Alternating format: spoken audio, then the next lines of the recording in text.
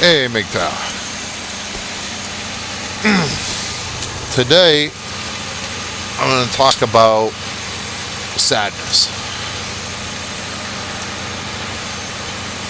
You know, everybody gets sad. Anybody that says they never get sad is a fucking liar. All right?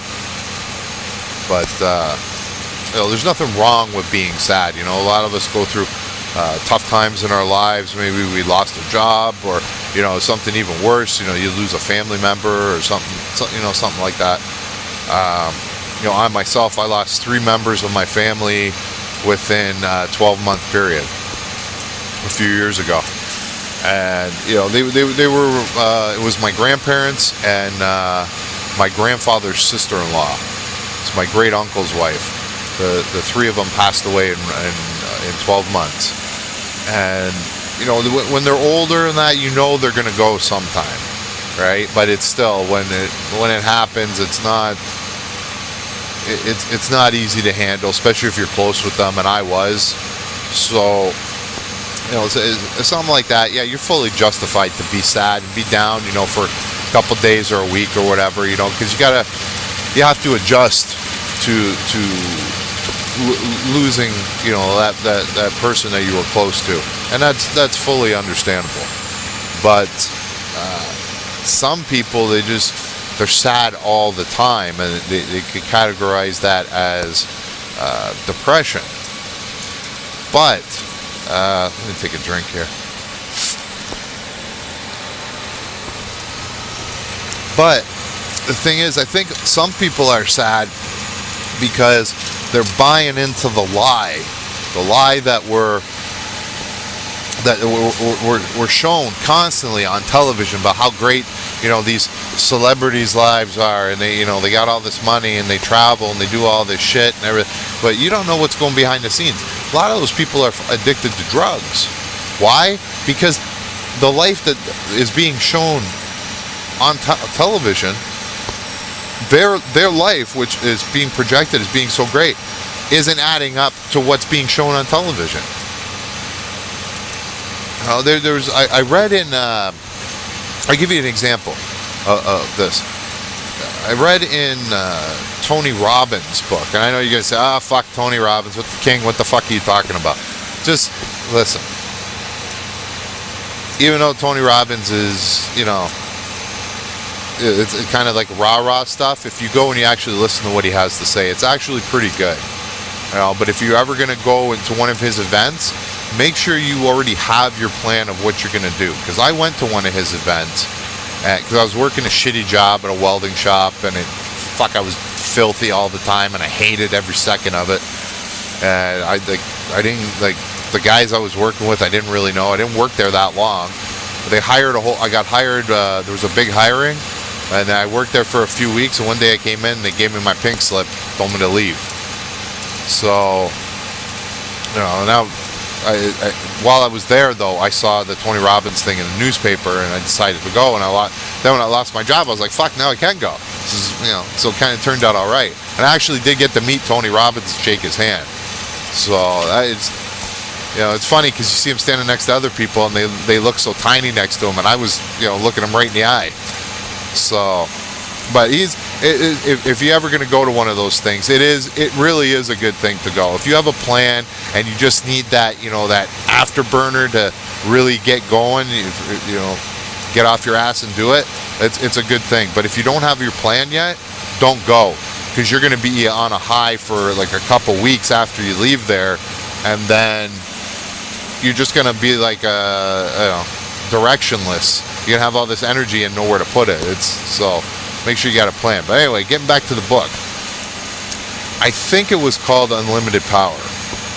And in the book, he talks about neuro-linguistic programming, where you convince yourself that you can do things, right? It's kind of like keeping a positive mindset and focusing on things and keep telling yourself yes, yes, yes, instead of no, no, no, like the world tells you. But in the book, he says that there was these 2 guys, and one guy was a successful celebrity and everybody loved him, and, you know, his life was going fantastic. And there was another guy who got burned up. I don't know if it was in a house fire or a car wreck or something, and was horribly disfigured. And one of them went on to be successful in his life and had a successful marriage and everything, and a career. And the other guy ended up dying of a drug overdose. Which do you think is which? I know you're saying, King, come on. We know there's a catch to this, so it's probably the celebrity probably died, right? Well, you'd be right. See, that celebrity was John Belushi of Saturday Night Live fame, and he was in a few movies, The Blues Brothers and Animal House. I think he was in a couple other ones too, but John Belushi was the toast of the town in the 1970s into the early 80s. And he could do whatever he wanted. Everybody loved him. They thought he was hilarious. And he ended up becoming a drug addict, doing coke and heroin at the same time. They call it speedballing. You shoot them. I think you shoot them both up at the same time, and then the coke fucking takes it to the moon. And then when you start coming down off the coke, the heroin kicks in, so you don't feel that crash. And he ended up dying from that. I think too much heroin or pure heroin or something. I'm not sure, but I remember because I was a little kid when he died, and they were talking about it on the news. I think I was maybe 9 or 10. And the other guy, I don't know I can't remember what his name was, but he was horribly disfigured. I believe it was a car accident, and the car caught on fire. I think that's what it was. And because guys, it's been like 20 years since I read the book, so but he ended up being horribly disfigured. His face was all burned up, and I'm sure if you ever seen anybody who's been a victim of burning, their face gets like melts off kind of, and that's what he looked like. And he ended up running for some kind of political position, and I think he won. And his campaign slogan was, "I'm not just another pretty face." And he married apparently he got married to a woman that that he met after he had been disfigured, and he's gone on to have a successful career and and a marriage and a family and everything. And this is a guy that's could have really should have ended up the other way, like John Belushi, because that's how most people end up like, but he didn't. And that was a choice. It was a conscious choice on his part not to go down that path. He said, I'm going to take lemons, and life served me up a bunch of lemons, I'm going to make lemonade. And that's pretty much what he did, to put it as simply as I can. So you might be a loser now, but you don't have to be. It's not where you start, it's where you end up. And this guy could have sat around and just moped and been sad and everything, and he didn't. Meanwhile, Belushi had it all, and he fucking ended up becoming nothing but a fucking drug addict. So just because you're sad now doesn't mean you're going to be sad tomorrow. And one of the ways not to get sad is to have goals, have dreams. Every goal started off as a dream. Think about when you were a kid, what you wanted to be.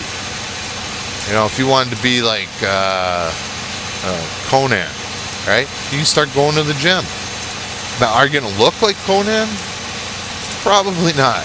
Unless there's a lot of, genetics plays into it, and it depends on how much time you can devote to it, right? Like these professional bodybuilders, that is their whole life. Especially the top guys, like Dorian Yates, who's 6-time Mr. Olympia. That was his whole life. Like, he wouldn't go out to dinner, he wouldn't go to the movies if it meant he was going to miss a meal. Like, that's how dedicated this guy was.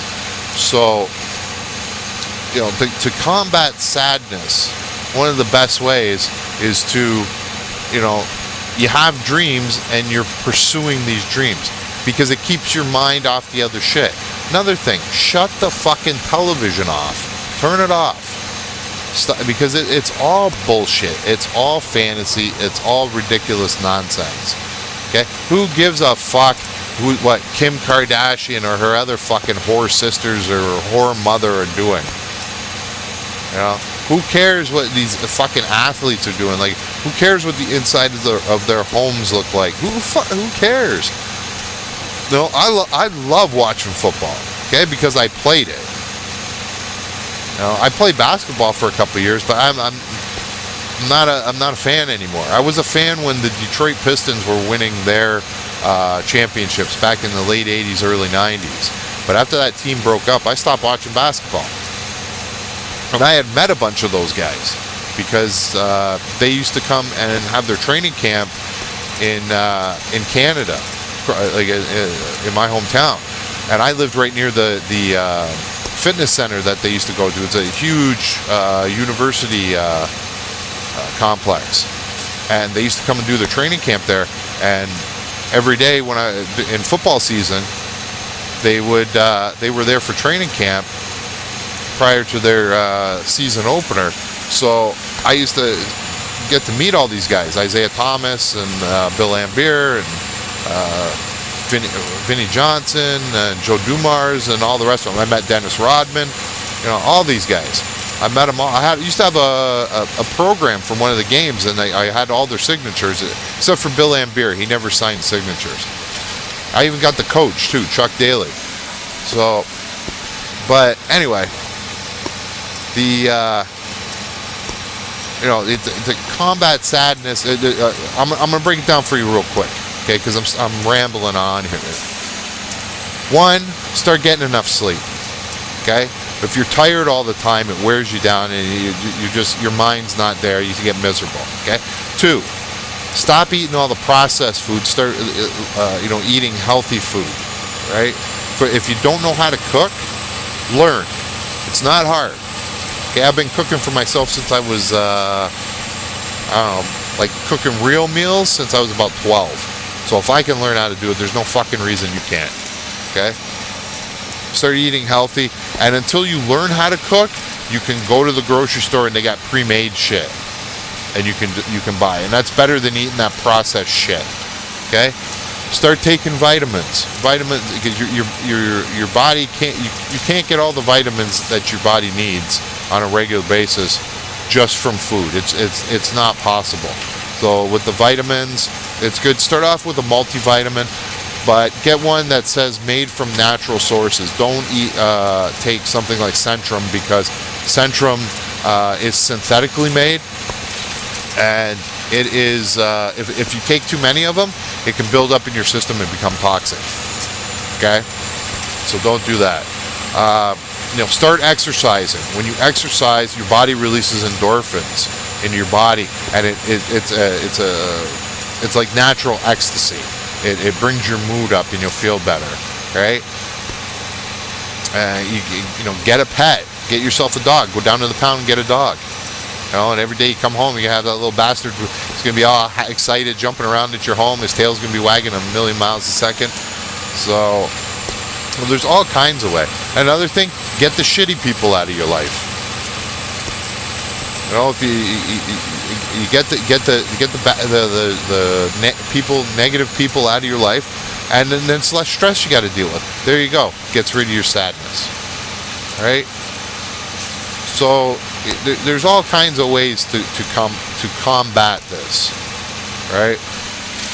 But just sitting there and moping around, it's not helping you. It's not doing you any good. It's wasting your time. And at the same time, you're actually hurting yourself. When you get like that, your body releases cortisol. You know, when you're like stressed and you're down and that, and it actually damages your body. So it's not good for you. So a simple thing, go for a walk. Go for a walk. Your body releases endorphins. And if you got a dog, then you have to go for a walk, right? And things will get better for you, okay? But stop fucking moping around. That's what women do, okay? You don't need to be doing that shit. Let them fucking mope around. Decide what it is you want to do. Make a plan to get to your goal, and then start taking the steps to get there. Okay? Because then you're going to be busy. Okay, this year I want to save $10,000. Okay, there's one goal. Okay? Another goal, I want to lose 30 pounds and get in shape. Okay? So there's 2 goals. 3, I want to get a dog. Okay, so that's a pretty simple one. You can just go down to the pound and get one. All right, and figure out something else that you want to do, and that'll keep you occupied. And you make a schedule out and you stick to it. Then you won't have time to be sad. All right. Well, I don't know if this made any sense, guys, but it made sense when I was saying it. So I'm gonna end it here. And I'll see you in the next one. Go MGTOW.